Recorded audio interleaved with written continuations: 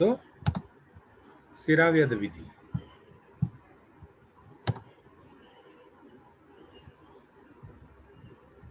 So to start with, what they have mentioned is the attributes of pure blood, because सिरावेद में क्या होता है, रक्त निकाला जाता है शरीर से. तो attributes of pure blood and diseases of pure blood, ये दोनों चीजें उन्होंने इस अध्याय में मेंशन की है. एट्रीब्यूट्स ऑफ प्योर ब्लड का मधुरम लवणम किंचित अशीतोष्णम सुमोतम पद्म इंद्रगोप हेम अविशेषक लोहित लोहितम. उन्होंने ये बताया है कि प्योर ब्लड जो है वो मधुर और लवण, किंचित अशीतोष्ण संहत. संहत मतलब लिटिल थिक, अशीतोष्ण मतलब ज़्यादा गर्म नहीं ज़्यादा ठंडा नहीं, मधुरम लवणम मधुर और लवण रस से युक्त. अब मैंने शायद तभी भी क्लास में बताया था कि human blood is the only, और the primate blood is the only blood which is लवण इन टेस्ट.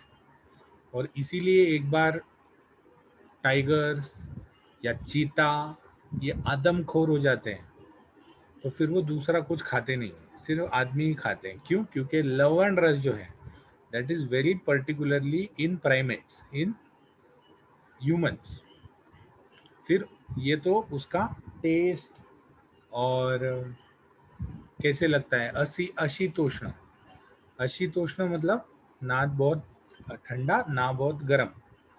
तो human blood has a particular temperature, it maintains it temperature to around 34 to 36 degrees. तो ज़्यादा ठंडा भी नहीं होता, कभी ठंडी में ठंडा नहीं होता, गर्मी में गर्म नहीं होता. अदर ऑर्गेनिजम्स आर, उनका जो ब्लड टेम्परेचर है इट फ्लक्चुएट्स. जैसे सांप है तो सांप का blood temperature fluctuates according to surroundings, but that doesn't happen with humans. संहत थोड़ा सा थिक होता है. दिखने में कैसा होता है? पद्म इंद्रगोप, पद्म रेड लोटस, इंद्रगोप एक कीड़ा होता है, रेड बीटल. हेम गरम किए हुए सोने के जैसा.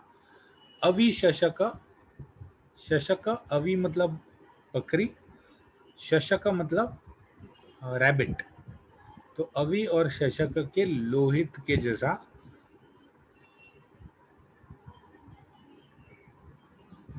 ह्यूमंस का ब्लड होता है. अब उन्होंने डिसीज के बारे में बताया है. तत् पित्त श्लेष्मलया प्रायो दुष्यते, मतलब प्रायः ब्लड के डिसीजेस जो है वो पित्त प्रकोप से या कफ प्रकोप से होते हैं. प्रायः, ऐसा कुछ नहीं है, वात प्रकोप से भी हो सकते हैं, लेकिन ज़्यादा जो रोग हैं वो या तो पित्त प्रकोप से होते हैं या तो कफ प्रकोप से होते हैं.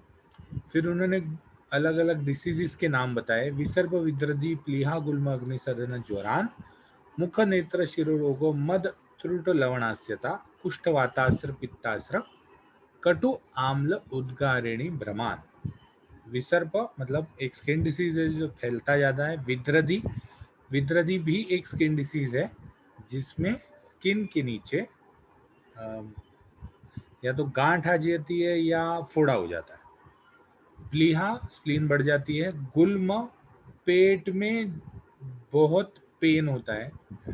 अग्नि सदन, अग्नि इज जठराग्नि, सदन इज कम हो जाना या चले जाना. ज्वरान ज्वर. मुख नेत्र शिरोरोग, मुख रोग नेत्र रोग शिरोरोग. मद, मद मतलब मद मतलब उन्माद, मतलब जो आजू बाजू की परिस्थिति जो है उसका नहीं समझना. त्रुट तृष्णा लवणास्यता, मुख लवण हो जाना. कुष्ठ अगेन स्किन डिसीज. वातास्र, वात रक्त, वात रक्त में क्या हो जाता है कि जो छोटे संधियां हैं वो सूज जाती हैं. वातास्त्र can be correlated with gout. पित्तास्त्र मतलब रक्त पित्त, रक्त पित्त में बॉडी में अलग अलग जगहों से ब्लीडिंग चालू हो जाता है.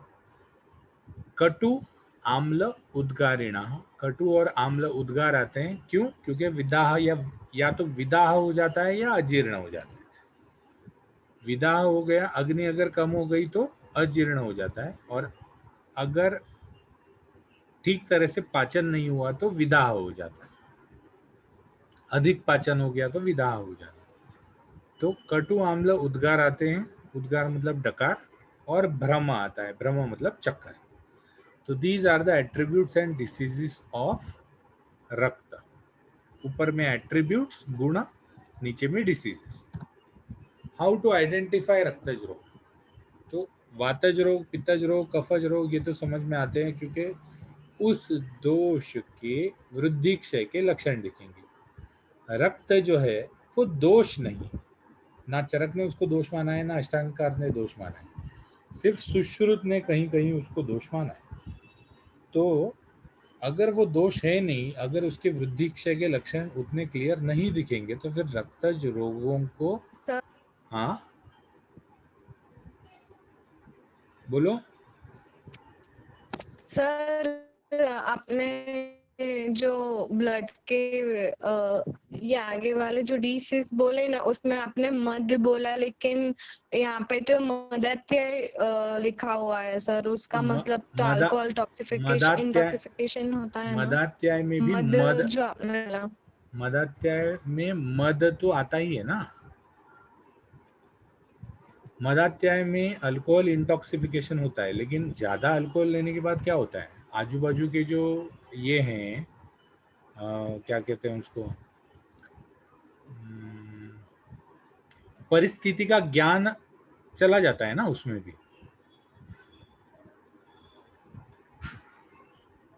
परिस्थिति का जो ज्ञान है वो तो मदात्याय में भी चला जाता है।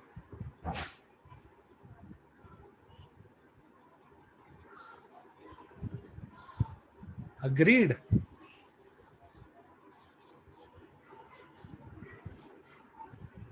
कट हो गया।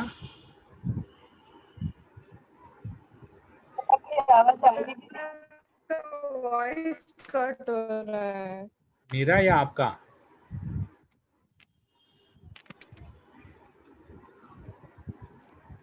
मेरा वॉइस या सर आपका वॉइस? हमको आपका मेरा वॉइस कट हो रहा है। Yes sir. ओहो, नेटवर्क देख लेता हूँ। नहीं, I am in very good network. हाँ ये अलग बात है कि मेरे घर पे 3 लेक्चर चालू है।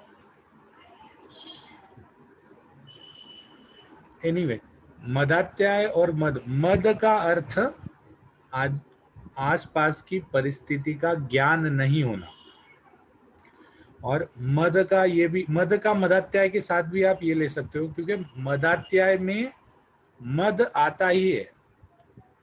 जब भी आदमी ज्यादा अल्कोहल में इंटॉक्सिकेट हो जाता है ज्यादा, तो वैसे भी उसको आसपास के परिस्थिति का ज्ञान नहीं होता।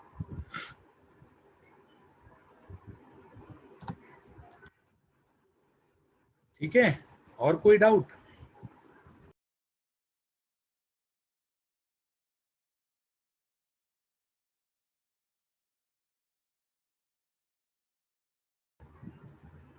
You all are right. मेरे यहाँ इंटरनेट बहुत स्लो है, डिस्कनेक्ट भी हो गया। तो मद और मदात्याय का इशू खत्म, या और कोई डिस्कशन करना है उसके ऊपर?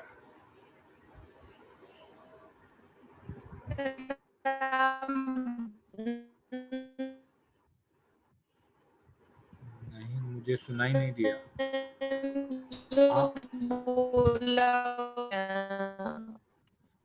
आप चैट बॉक्स में टाइप कीजिए सर आपका। फिर से एक बार समझाइए ना। ठीक है, मद का मतलब है जब, मद का मतलब है जब आदमी को चीजें, मोह और मद ऐसे दो फॉल्स इमोशंस हैं मन के।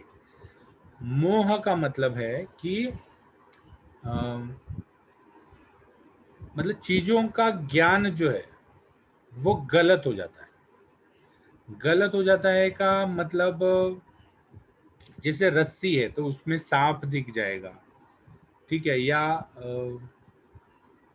अगर अगर किसी और, मतलब अगर गाय की पूंछ है तो उसमें औरत की ये क्या, वो जुड़ा वेणी दिख जाएगी। औरत के बाल वो लंबे से जो सोए होते हैं वो दिख जाएंगे। ये मोह है। मोह मतलब यथार्थ चीज का अयथार्थ ज्ञान होना। यथार्थ चीज का अयथार्थ ज्ञान होना मोह है। मोह समझ में आ गया? यथार्थ चीज का अयथार्थ ज्ञान होना मोह है। मतलब जो यस चीज सर। है वो चीज वैसे नहीं दिखती, जो चीज है वो चीज वैसे नहीं दिखती, वो चीज का ज्ञान जो है वो कुछ अलग तरह से होता है, दैट इज मोह। और मद मतलब अयथार्थ चीज का ज्ञान होना।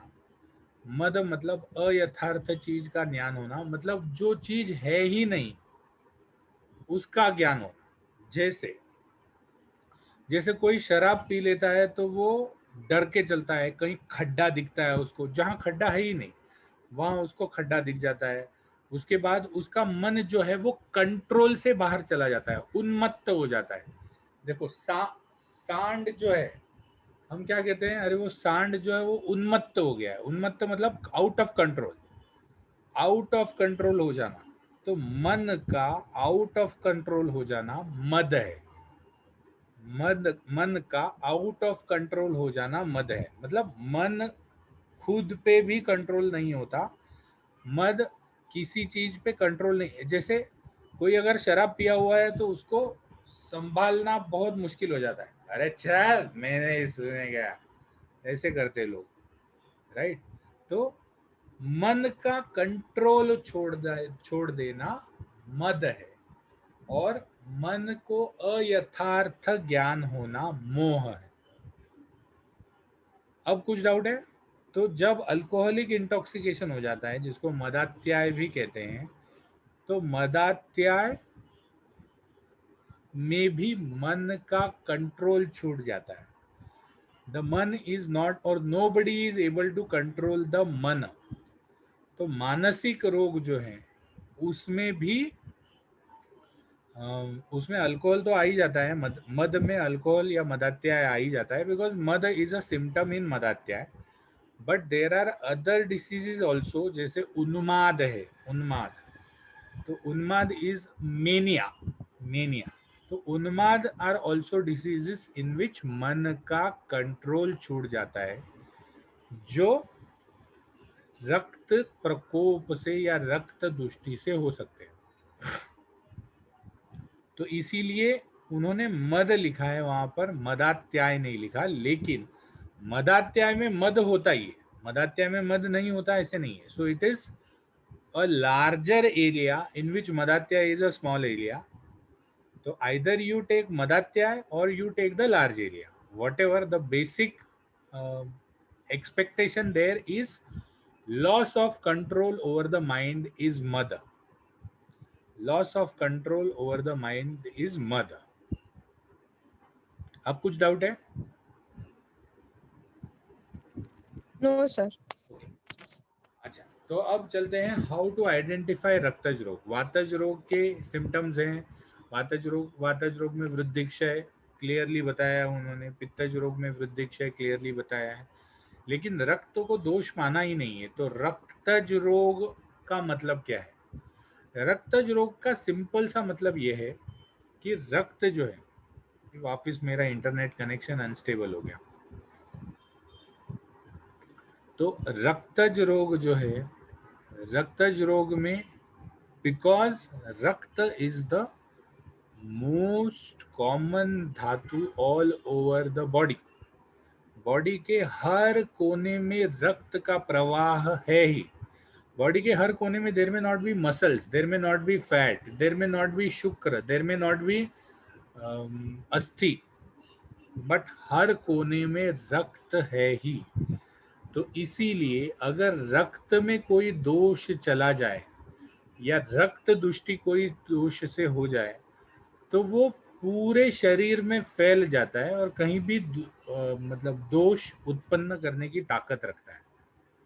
ऊपर से ऐसा है कि रक्तज रोग जो है वो ट्रीट करने के लिए थोड़े से डिफिकल्ट हो जाते हैं, बिकॉज रक्तज रोग में व्हाट हैपन्स इज, जो स्थान संशय रक्त में हो जाता है वो बहुत जगह फैल जाता है। तो जो रोग सुख साध्य हैं और यूजुअली नॉर्मल मेडिसिन से ट्रीट हो जाते हैं, ऐसे रोगों में अगर पेशेंट को ट्रीटमेंट करने के बाद भी उपशय नहीं मिलता तो ये जानना चाहिए कि ये रक्त प्रकोप से हुए रोग हैं, और ऐसे रोगों में रक्त सिरावेद या फिर जलों का विधि, इन सब का उपयोग करना चाहिए, ऐसे आचार्य का कहना है। तो जो रोग सुख साध्य हैं, नॉर्मल कोर्स में सुख साध्य हैं, लेकिन और नॉर्मल मेडिसिन से ट्रीटेड है, लेकिन ट्रीटमेंट करने के बाद भी अगर पेशेंट को उपशय नहीं मिलता तो ये जानना चाहिए कि ये रक्त प्रकोपक रोग है, और ऐसे डिसीजेस में हमको सिरावेद विधि या रक्त प्रकोप दूर करने के लिए दूसरा कोई, मतलब या तो सिरावेद करो, या तो उस पर तुम भी लगा दो, या तो फिर जलों का करो, तो ये सब का उपयोग करना चाहिए। बेसिकली सिंपल है कि अगर कोई भी डिसीज में आप ट्रीटमेंट दे रहे हो लेकिन अच्छी तरह से उसका रिजल्ट नहीं आ रहा, one of the cases is eczema. Eczema is कुष्ठ। कुष्ठ में ऑलरेडी उन्होंने बोला है कि रक्त इज वन ऑफ द धातु विच इज दूषित। तो ड्राई एक्जिमा या वीपिंग एक्जिमा में हम बहुत सारी ट्रीटमेंट देने के बाद भी जब एक्जिमा रिपीट होता है या एक्जिमा वापस नहीं जाता, तो वी डू रक्त मोक्षण और वी डू सिरावेद और वी डू जलव का विधि, जिसके बाद एक्जिमा में काफी अच्छा रिजल्ट आता है। मतलब it is not that it goes away, but the result, the recurrence lessons and the symptoms lesson. तो सिरावेद विधि is used in diseases where in the normal course there is no उपशय found after normal treatment. जबकि disease बहुत सादा है, disease कोई बड़ा नहीं है, सुख साध्य डिसीज है, लेकिन उसके बावजूद भी अगर उसको उपशय नहीं आए तो सिरावेद करने को कहा गया। What I will do is,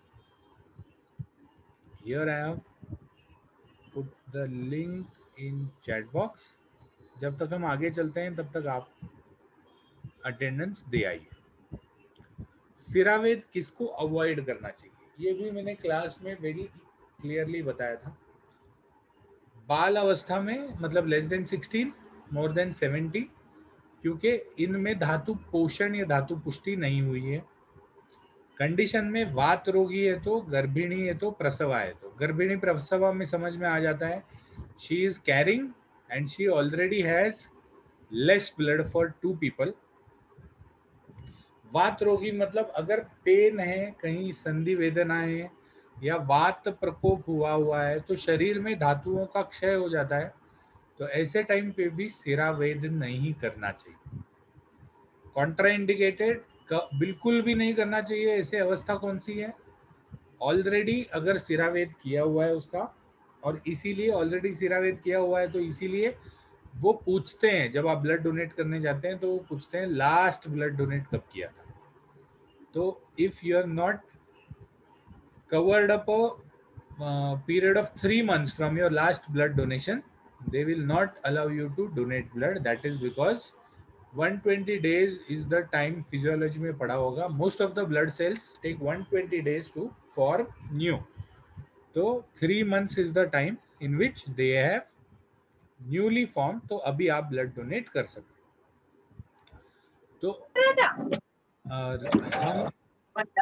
हम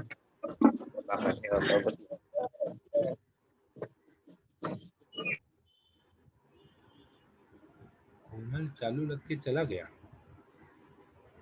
तो कॉन्ट्राइंडिकेशन में अगर अभी अभी ब्लड लेटिंग किया हुआ हो। दूसरा चीज ये है कि हम जितनी मात्रा में, when you are going to donate blood, they usually take 200, 250 और 300 ml of blood.